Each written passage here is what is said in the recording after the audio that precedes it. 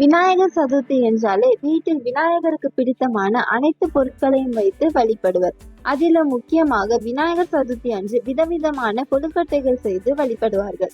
அந்த வகையில் இன்று நாம் ட்ரெண்டிங் கொழுக்கட்டையான கொரோனா கொழுக்கட்டையும் மற்றும் பெட்டி கொழுக்கட்டையும் எவ்வாறு செய்யலாம் என்பதை பார்க்கலாம். முதலில் கொழுக்கட்டைக்கு தேவையான அரிசி மாவு, வெல்லம், சிறிதளவு உப்பு, தேவையான அளவு தண்ணீர், சிறிது நெய், துருவிய தேங்காய் போன்றவற்றை எடுத்துக்கொள்ள வேண்டும். மேலும் சிறிது பாஸ்மதி அரிசி அல்லது பச்சை அரிசி தண்ணீரில் அரை மணி நேரம் ஊற வைத்து எடுத்துக்கொள்ள வேண்டும்.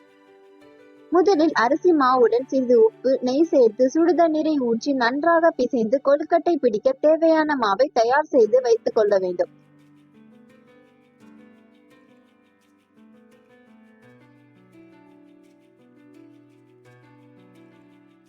பின்னர் ஒரு கடாயில் துருவிய தேங்காயுடன் வெல்லம் சேர்த்து வதக்க வேண்டும்.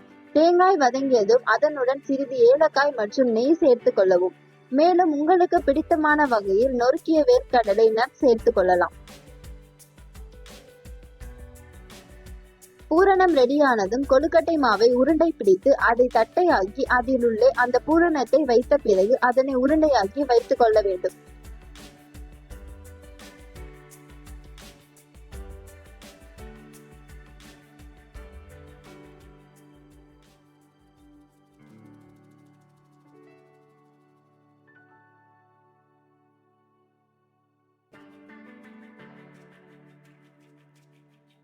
பின்னர் உருட்டி வைத்த கொழுக்கட்டை உருண்டைகளை ஊற வைத்து எடுத்து வைத்திருக்கும் அரிசியில் பிரட்டி அரிசி கொழுக்கட்டை உருண்டையின் மீது ஒட்டி இருக்கும்படி செய்ய வேண்டும்.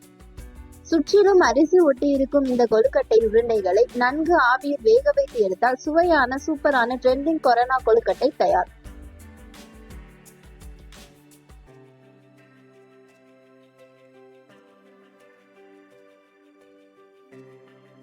அதே போல் பெட்டி கொழுக்கட்டை செய்வதற்கு அதே கொழுக்கட்டை மாவை இடியாப்பத்திற்கு பிழிவது போல் ஒரு வாழை இலையில் பிழிந்து கொள்ள வேண்டும்.